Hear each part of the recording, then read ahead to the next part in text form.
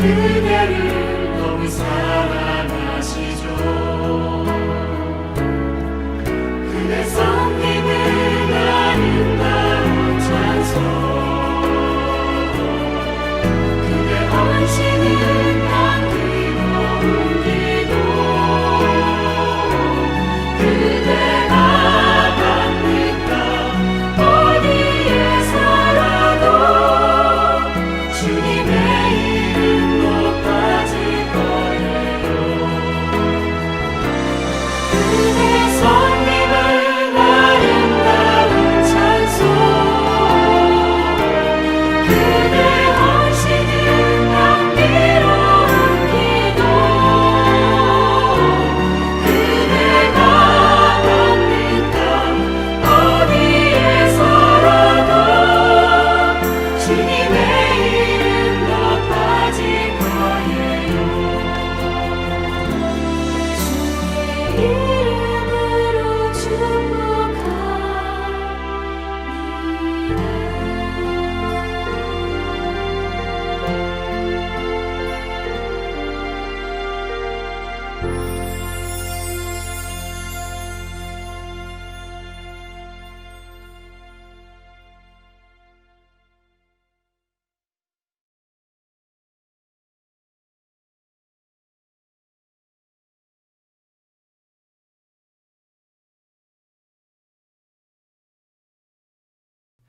예수님의 이름으로 인사드립니다. 자, 오늘은 아픔이 인도하는 그곳이라는 제목으로 같이 은혜 나누기 원합니다. 본문 말씀은 마태복음 9장 35절과 36절이에요. 우리 두 구절 같이 한번 합독합니다.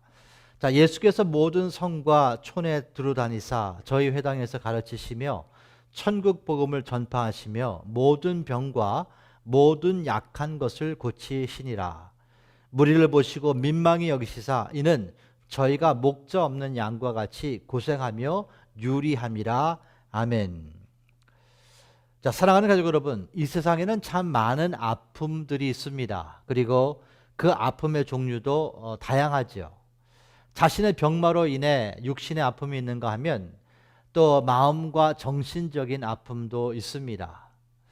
그런가 하면 또 상대의 아픔을 보면서 그 상대의 아픔이 자신의 아픔이 돼서 그 아픔을 경험할 수도 있지요.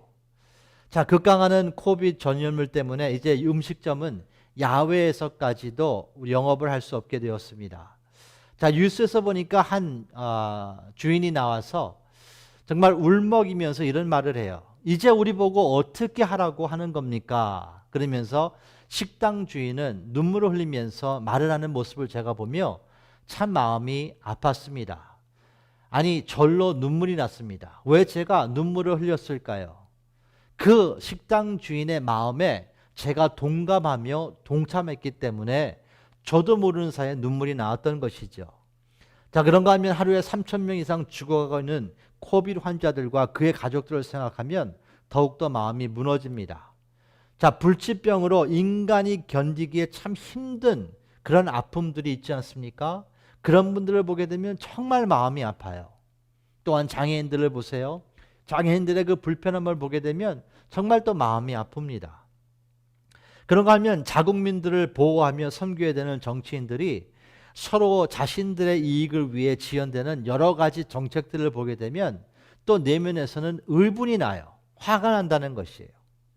자, 오늘도 이 모양 저 모양으로 수많은 사람들은 아픔을 겪고 있습니다. 오늘뿐만이 아니고 내일도 또 모레도 이 같은 아픔의 행진은 계속될 것입니다.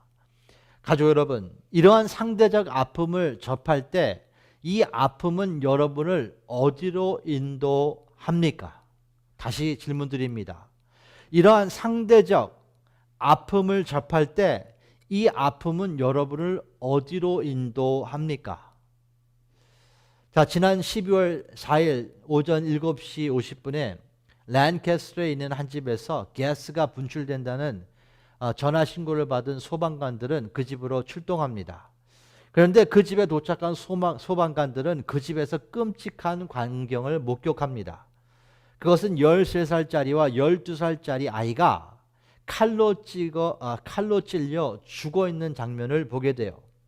그래서 죽어서 그들은 사체로 발견되었고 그리고 불행 중 다행히도 다른 두 아이들이 그곳에 있었는데 그 아이들은 살아 있었습니다. 자, 그런데 더욱더 놀라운 것은 이 같은 살인을 범한 그 살인자가 그 아이들의 아버지였다는 것이에요. 생부가 자녀들을 칼로 찔러 죽였습니다. 그리고 다른 두 자녀들은 그 사체가 있는 그곳에서 같이 며칠 동안 지나면서 아무것도 먹지 못했다고 합니다. 자, 이 기사를 제가 접한 후에 사실 저한테는 멘붕이 왔습니다.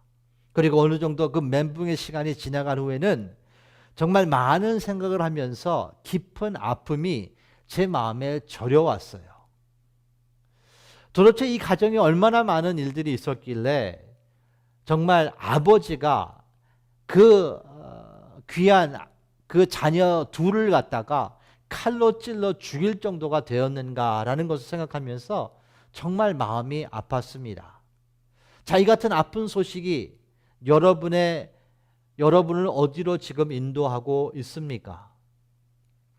또한 우리 OFC가 섬겼던 아르메니아, 자, 얼마 전에 그 주변 국가였던 아레즈바산이라는 국가가 있는데 이 두 나라가 전쟁이 시작됐어요. 영토 전쟁이에요. 그런데 공교롭게도 아르메니아가 그 전쟁에 졌습니다.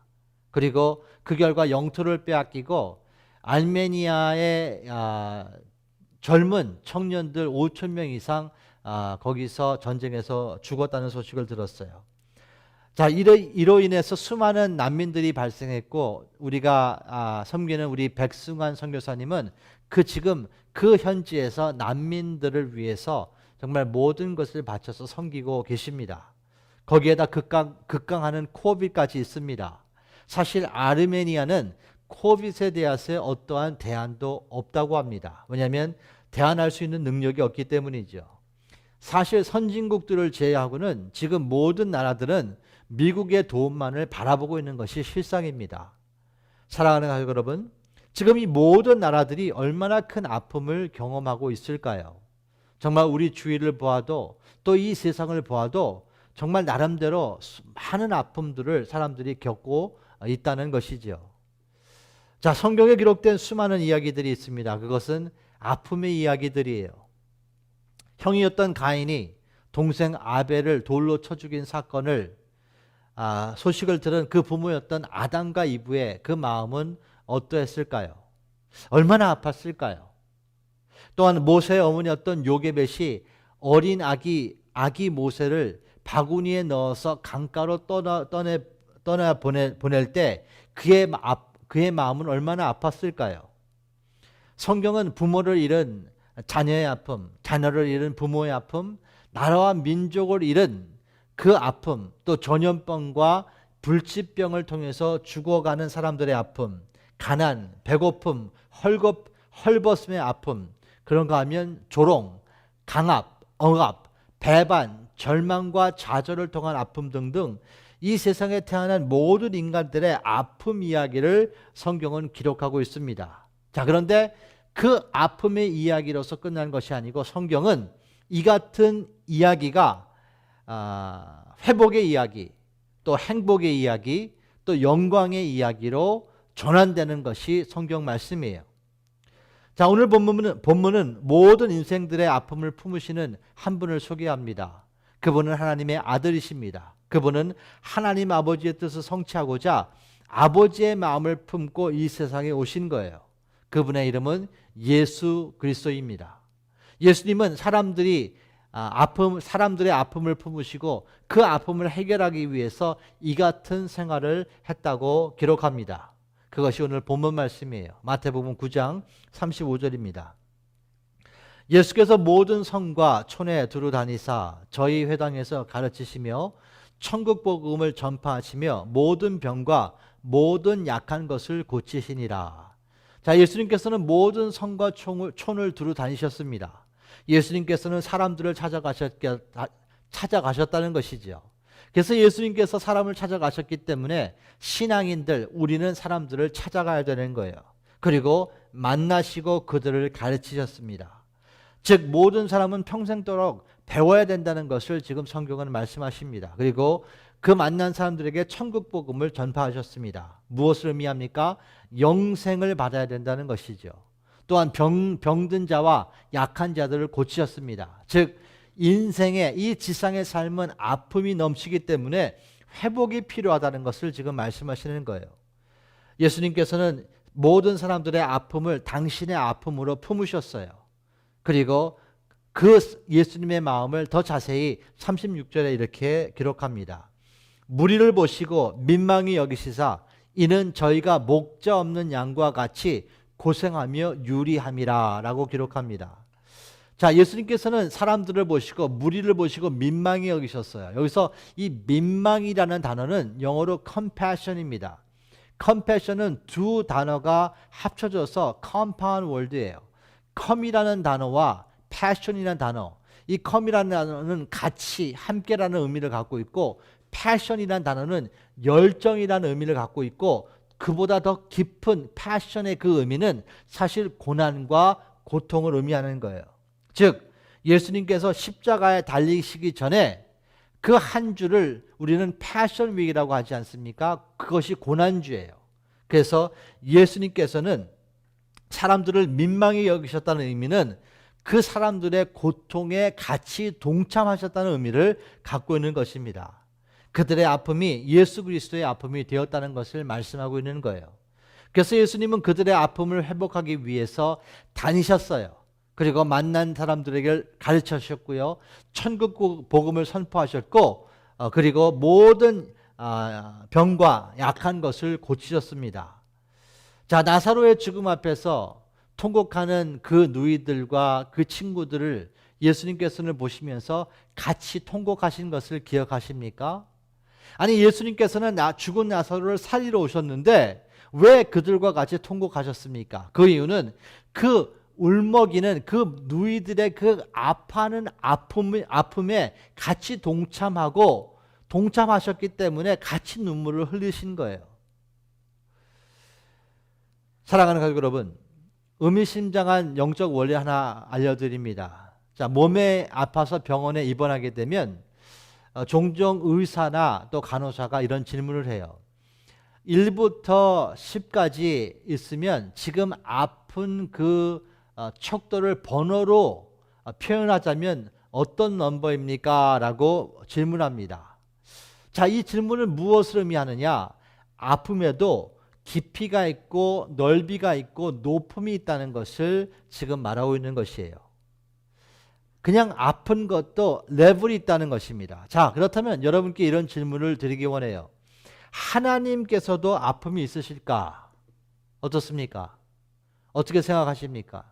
하나님께서도 아픔이 계신다고 생각하십니까?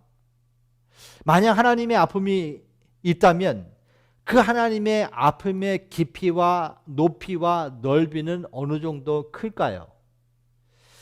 자, 잘 경청하십시오. 하나님의 아픔은 이 세상을 사랑하시는 거였습니다. 사랑하는 대상과 관계가 절단되었어요. 또 사랑하는 대상이 목자 없는 양이 되어 이 세상에서 아픔과 살고 있기 때문에 그 인간의 아픔이 하나님의 아픔이 되신 거예요. 그리고 이 문제를 회복하고 해결하시기 위해서 하나님께서는 당신의 독생자 예수님을 이 땅에 보내신 것이죠. 그리고 십자가에서 죽게 하시고 부활하게 하신 거예요. 잘 경청하십시오. 상대를 향한 사랑은요, 상대가 느끼는 아픔을 느낀 만큼 사랑한다는 거예요. 사랑의 높이와 넓이가 아픔의 높이와 넓이와 동일하다는 것입니다. 자, 요한복음 3장 16절을 같이 한번 봅니다. 하나님이 세상을 이처럼 사랑하사 독생자를 주었으니 이는 저를 믿는 자마다 멸망치 않고 영생을 얻게 하려 하심이라. 이렇게 기록하죠. 자, 하나님이 이 세상을 사랑했어요. 그런데 그 사랑에 길이가 있고 깊이가 있고 높이가 있고 넓이가 있는데 그것을 설명하는 것이 독생자를 십자가에서 죽게 하실 만큼 우리를 사랑하셨다는 거예요. 즉 예수 그리스도의 그 십자가의 아픔이 하나님의 사랑의 레벨이라는 것입니다. 자, 우리 손가락 하나가 문지방에 쪄도 얼마나 아픕니까? 그런데 예수님께서는 동물뼈로 박힌 가죽 채찍으로 맞으셨어요. 그리고 머리에는 가시 면류관을 쓰셨습니다. 그리고 손과 발에는 큰 대못으로 박혀서 나무에 달리시게 됐습니다. 그리고 당신의 마지막 보혈까지 다 흘리셨지요. 상상을 초월한 이런 예수님의 아픔의 깊이와 높이와 넓이가 하나님의 사랑이라는 것이에요. 그래서 로마서 5장 8절은 이렇게 기록합니다. 우리가 아직 죄인 되었을 때 그리스도께서 우리를 위하여 죽으심으로 십자가에서 그 아픔을 감당하심으로 하나님께서 우리에게 대한 당신의 그 사랑을 확증하셨다는 거예요. 그 당신의 사랑의 깊이와 넓이와 높이를 예수님의 그 아픔의 깊이와 넓이와 높이로 확증하셨다는 것입니다. 또한 하나님께서는 이스라엘을 향한 당신의 사랑을 이렇게 표현하십니다. 호세아서 11장 8절입니다. 에브라임이여 내가 어찌 너를 놓겠느냐, 이스라엘이여 내가 어찌 너를 버리겠느냐, 내가 어찌 너를 아드마같이 놓겠느냐, 어찌 너를 스보임같이 두겠느냐, 내 마음이 내 속에서 돌아서 나의 긍휼이 온전히 불붙듯 하도다, 이렇게 표현하십니다. 자, 여기서 에브라임은 이스라엘을 의미하는 거예요. 하나님께서는 이스라엘에게 이렇게 말씀하십니다. 내가 너를 어찌 버리겠느냐, 내가 너를 어찌 놓겠느냐, 어찌 아드마와 스보암 같이 두겠느냐. 이 아드마와 스보암은 소돔과 고모라가 멸망했을 때 같이 멸망한 옆에 있는 주변 도시예요.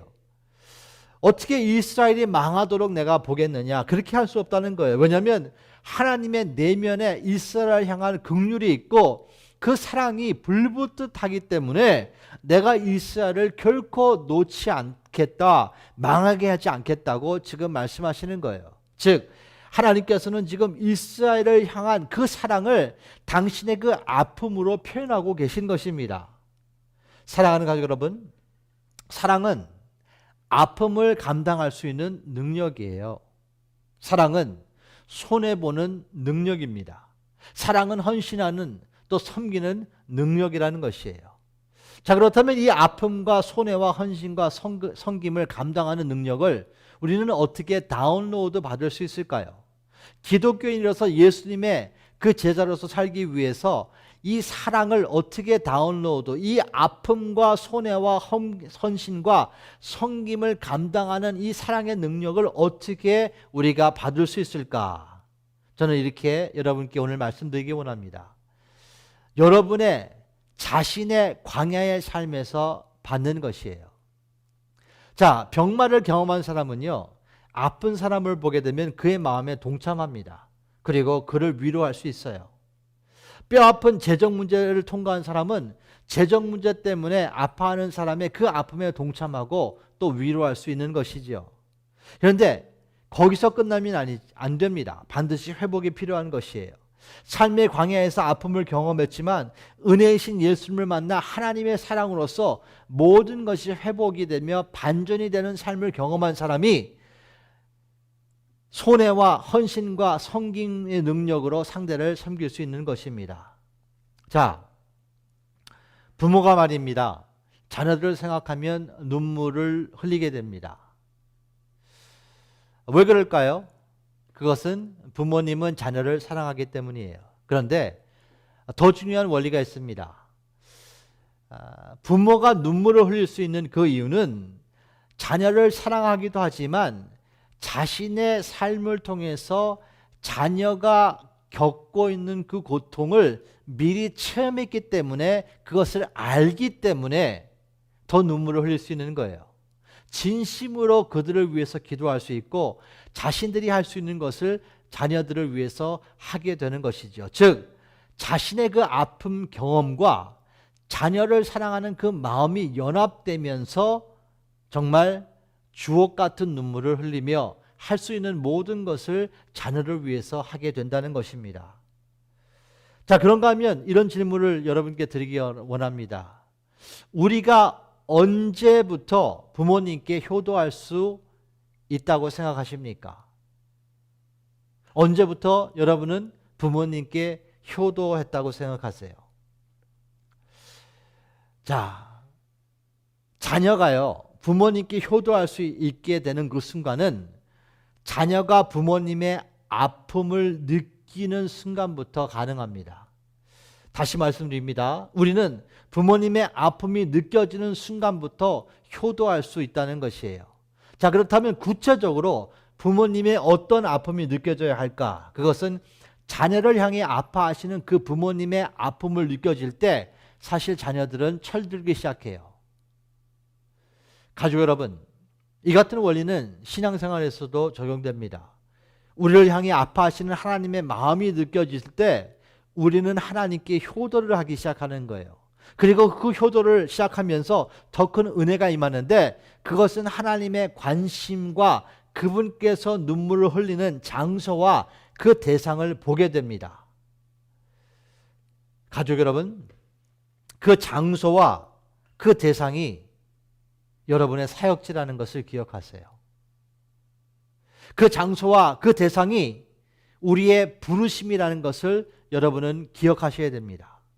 그 장소와 대상이 하나님 사랑과 이웃 사랑을 실천하고 경험하는 우리의 일상의 터라는 것이에요. 비록 그 장소는 아픔이 있습니다. 그러나 아픔이 있기 때문에 사랑이 있다는 것을 우리는 마음속에 인지해야 합니다. 자, 오늘 저는 설교 제목을 수정하기 원합니다. 아픔이 인도하는 그곳이 아니라 아픔이 인도하는 그분입니다. 그분은 예수 그리스도세요. 목자 없이 방황하는 그곳에 예수님께서 다니시며 가르치시며 천국 복음을 전파하시며 모든 병과 모든 약한 것을 그분은 고치시기 때문입니다. 그래서 우리는 아픔을 경험했을 때 그 아픔을 가지고 우리는 예수님께 가야 되는 것이에요. 예수님께서는 두루 다니셨습니다. 천국 복음을 전파하셨습니다. 그리고 모든 악한 것과 모든 약한 것을 고치셨어요. 그 예수님과 동행함으로 사역하시는 우리 모두가 되시기를 예수님의 이름으로 축원합니다. 기도합니다. 주님 감사합니다. 은혜와 사랑 안에 우리 모든 아픔이 하나님의 아픔인 것을 우리가 압니다. 그래서 하나님께서는 예수님을 이 세상에 보내셨고 우리를 구원해 주시고 오늘도 말씀으로 다가오셔서 우리에게 도전 주시고 하나님의 사랑으로 충만케 해주신 것을 감사합니다.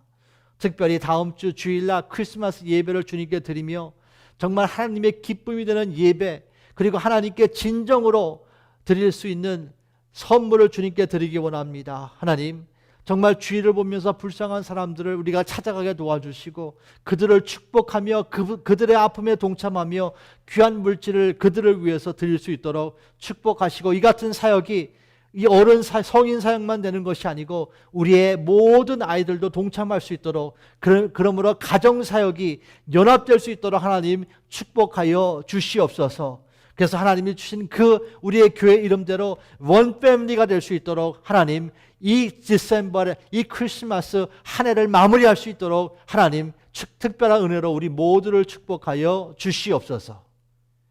이제는 우리를 위해서 십자가에서 죽으시고 부활하신 예수 그리스도의 은혜와 그 은혜이신 예수님을 보내신 하나님의 놀랍고 크신 아가페 사랑과 은혜 가운데 오늘도 말씀으로 다가오신 성령님의 교통하심과 역사하심이 이 자리에 있는 아버지의 모든 자녀들 위해 그들의 직장 사업체 위에 시간부터 영원토록 함께 하실지어다. 아멘.